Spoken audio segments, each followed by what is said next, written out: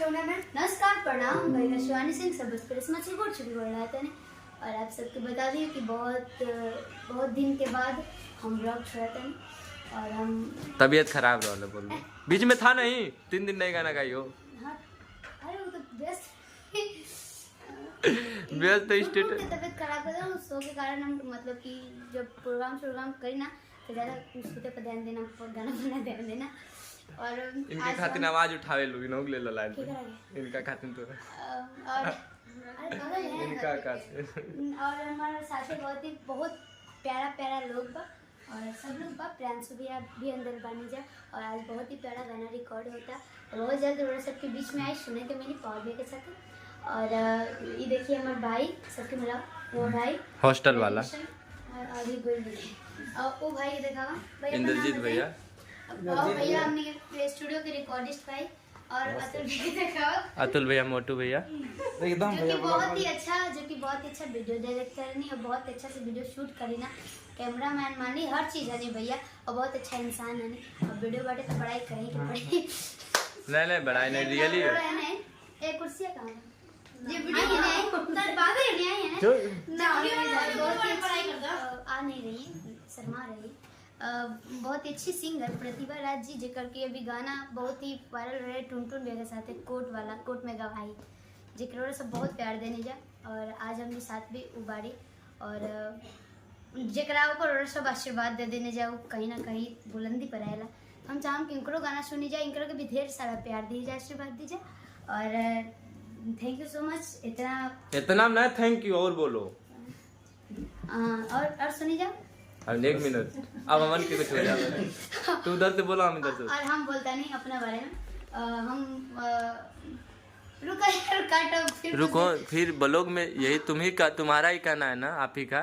कि ब्लॉग में बस तुम्हारा आप ही का मतलब ब्लॉग में आप यहाँ के तो ब्लॉग बनता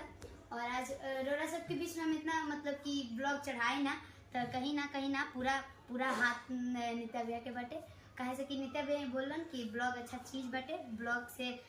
मतलब कि लोग के पता चली कि शिवानी का कर ली शिवानी कैसा नहीं दिल के बाद दिल के बाद ब्लॉग में हम बता सकता नहीं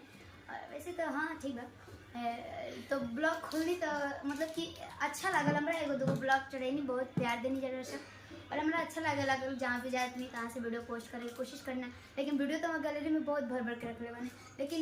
नेटवर्क कब स्लो रहेला तो ना भेज पाई ना आईफोन बा तब ना आ पाएला ये कहां और ये सिस्टम से हम ब्लॉग सॉरी इस सिस्टम से हम ब्लॉग पोस्ट होला जो कि बहुत ही अच्छा और इस सिस्टम से नित्या भैया चलाई ना और इस सिस्टम से एडिट होला इस सिस्टम से मेरा वीडियो एडिट होता है जो कि हम जो चीज करनामा के लिए रही ना मैं गलती सीधा वो में एडिट हो जाला कैसे उल्टा सीधा चीज ना चाहे देवला जाए बहुत अच्छा बात भाई बहुत अच्छा ऐसे आगे बढ़त रहा। अच्छा कौन पानी तो पिए लो बोली थी नित्य यादव के बारे में कुछ ना ज्यादा नहीं बोल ये यादव है और यादव भैया है मत बोलना नहीं तो तुमको टारगेट कर डर गई बोलो मैं यादव मेरा बुद्धि कहाँ होता है अरे भैया पूरा दुनिया जानता कि तार बुद्धि कहाँ रहेला कहाँ होला है बताओ मुंह से बोलो छोटा सा लिख मोटा बोलो मतलब कि तू खुद कहला कि हम कुछ नहीं करना है पब्लिक यादव सब आगे बोला कहाँ दुनिया से पूछ लिया कहाँ रहेला इंसान हम जातिवाद हमनी के कर देनी जाना भैया दिमाग तो सबके यहाँ खेला ना करो है ओके कहाँ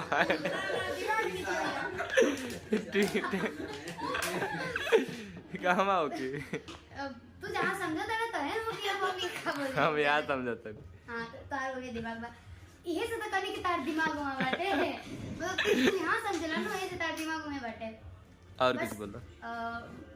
ई बात के सीरियस ना ले जा और ई बात के काट छट के कुछ एने ओने मत कर ले काहे से की बात ओने मजाक रहे और हमनी के मजाक चलेला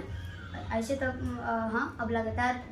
ब्लॉग मिली लगातार फिर शिवानी सिंह मोटी ताजी हो गई है तन दुबरे रहलू तबे बोलने और हाँ तबीयत खराब के कारण हम थोड़ा सा वो बने मैं जान रहा था ना इसलिए बोल दिया और सब बढ़िया बा आप सब बताएं कमेंट बॉक्स पे कि कैसे मान लीजिए सब और ब्लॉग की जगह शेयर कर जाओ और हमारे चैनल पर नया बने तो सब्सक्राइब कर लीजिए और ढेर सारा प्यार और आशीर्वाद दीजिए जय माता दी।